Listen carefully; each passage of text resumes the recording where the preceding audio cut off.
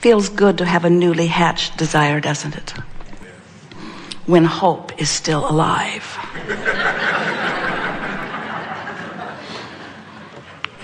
What about those desires that you've hatched a while ago that have not yet come to fruition or manifestation? Still feel frisky about those? That's the real test, isn't it? When we say, do you know what you want? And you say yes. And then we say, and do you like having desire pulsing within you? And most people only say or mean yes to that when the desire that is pulsing has either shown evidence of manifestation or has already manifested, or they are hopeful, it feels close by. But when you have a desire and a doubt about its achievement, then you don't like that desire so much. And that's the thing we want to help you get over. We want all desires to feel fresh and frisky to you, because all desires are possible, and we want to be so bold as to say all desires are not only possible, they're possible to be accomplished in a very short period of time, provided you become a vibrational match to them. When you have a desire, something that you want, and you are pessimistic about it, you're not a vibrational match to it, and you could hold it off indefinitely. When you want something and you don't believe that you can achieve it, you hold it off indefinitely. Your vibration that you run around in all day, those thoughts you think and those feelings you have, your attitude, your mood, your personality, the way you feel about everything is your indicator of where you are vibrationally in relationship to a desire. And we want to say something in a bold way that you may not have heard us say before, because we may not have ever said it before this clearly. If you don't have a desire, then you would not have a corresponding emotion of positive or negative. In other words, without desire, there's nothing for your emotions to be giving you feedback about, because your emotions are giving you feedback about the difference between the vibrational relevance between the vibration of desires that you hold and the vibration of beliefs you hold about those same desires. You just cannot move around in your physical world having exposure to life without desires being born all day, every day. And when the desire is hatched, now it is vibrating, and now the vibration of your being either matches it or it doesn't. Now, in order to make you understand that more fully, that's the version that much of the world would be comfortable hearing. In other words, they don't mind so much these days hearing about desire, and they don't mind so much these days hearing about belief. And they're beginning to get the idea that law of attraction, the vibrational manager of all things, is always bringing you something that is equivalent to how you usually feel about every subject in the world.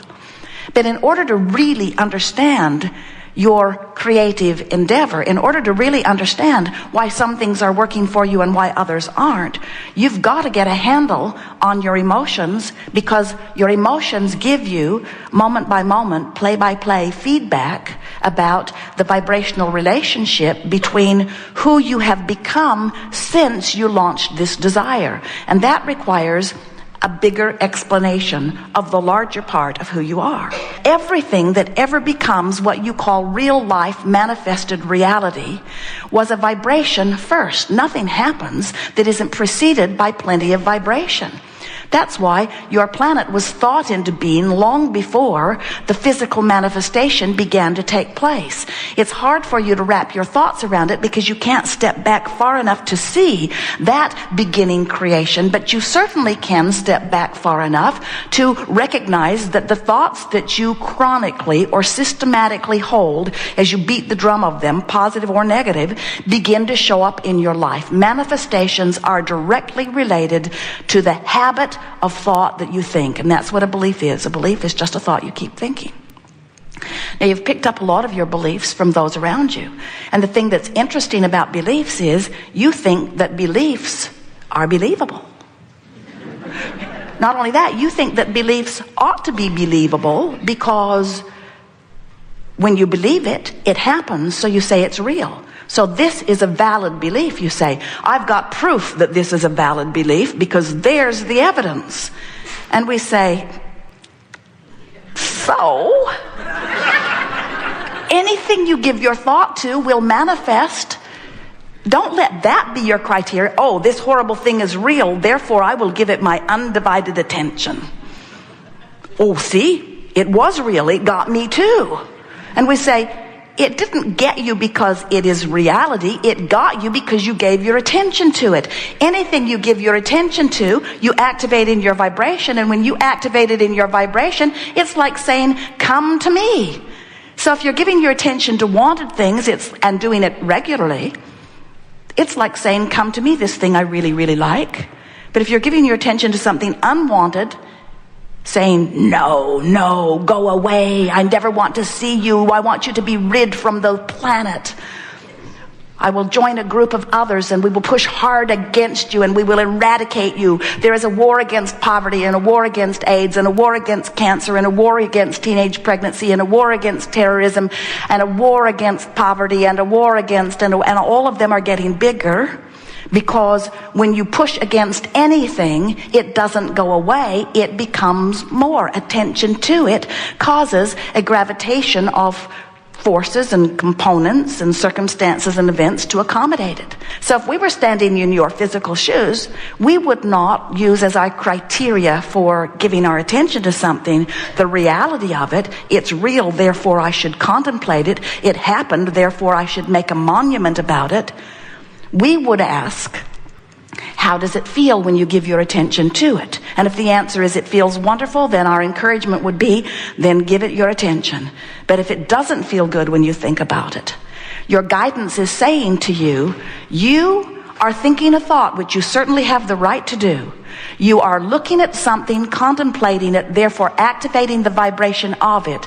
But the negative emotion that you feel is your indicator that this vibration that is active within you in your human physical body is not the same as the vibration that the source part of you is offering.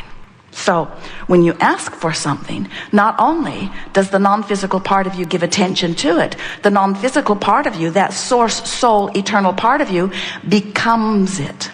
That is such an important understanding. We've written a book with the best title in the world that says, ask and it is given. And that's what that's talking about. When life causes you to ask, not only is it given, the larger part of you becomes it. So now we want to turn your attention for just a little bit back to this concept, this powerful law of attraction.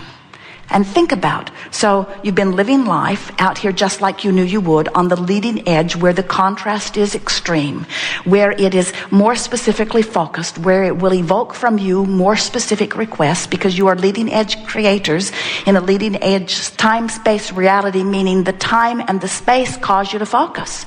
You're not thinking about last lifetime or what it was like before you were born. You are focused into this time and this space. And there is a continuity about this time and this space, because as you stand on the platform that you call my now reality, it gives you a framework with which to intend or to desire or to specify improvement. And so as life causes you to ask and the source energy part of you embraces that asking, now the bigger part of you, the non-physical part of you, the eternal part of you stands in that vibrational countenance, and best part ever, law of attraction responds to that vibration. Now, what that means to you, it is so important for you to know that. What that means to you is that that larger part of you from which you can never sever yourself. In other words, sometimes you think, oh, I was dead and now I'm alive. Not true. You are alive and alive and alive and alive. And as you understand your relationship to that greater source and resource of life, now picture that part of you in that vibrational realm having expanded because of all that you've been living and asking for. Picture law of attraction's response to that magnificent, expanded, expanding, expansive vibrational being that you are. So here is this vortex. We want to find a way to demonstrate it. We want you to feel the power of this vortex. this vortex of attraction. And hear these words: all cooperative components are being drawn to the fulfilling of that request. All cooperative components, meaning law of attraction says that which is likened to itself is drawn, like radio signals. You can't set your radio dial on 6:30 a.m. and hear what's being broadcast on 98.7 FM. The frequencies have to match up. So all components to these requests, think about what you've requested: abundance and well-being and clarity and wellness. In other words, think about what life has caused you to define, and think about this expanded version, just like the version of you that existed before you came forth into this physical body. This version of that which will manifest in physical form for you is manifesting and taking shape in this vibrational reality. Now, if you can wrap your thoughts around that and try just a little bit to accept the reality of this vibrational reality, you're most of the way to the creation of all of the things that you want.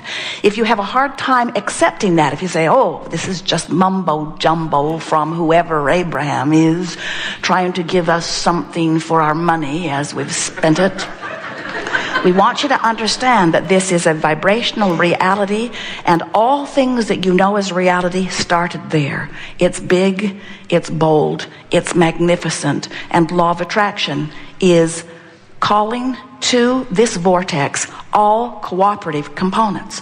So let's say you don't have enough money. You've been asking for money. And as we've been watching you over time and getting a sense of your vibration, we've got to tell you, you've put veritable fortune in your vibrational escrow. You've been asking with intensity for some time now. So here is this vortex attracting to its center all cooperative components. So everything necessary for the fulfillment of this thing, whatever it is that you're asking for, has been lined up. If it's a business that you're asking for, the location is being scouted, the people who will assist you, the financing, all things necessary for this business have been summoned by this powerful point of attraction. When you ask, it is given. That's what that means. It is given. And we want to say to you, from our point of view, and our point of view matters, we can see it clearly. It is done. It is done. It is done. It is done. Your clarity is there. Your improved bodily conditions are there. Your relationships that you want are there. Your financial abundance is there. All that life has caused you to ask for, it's there.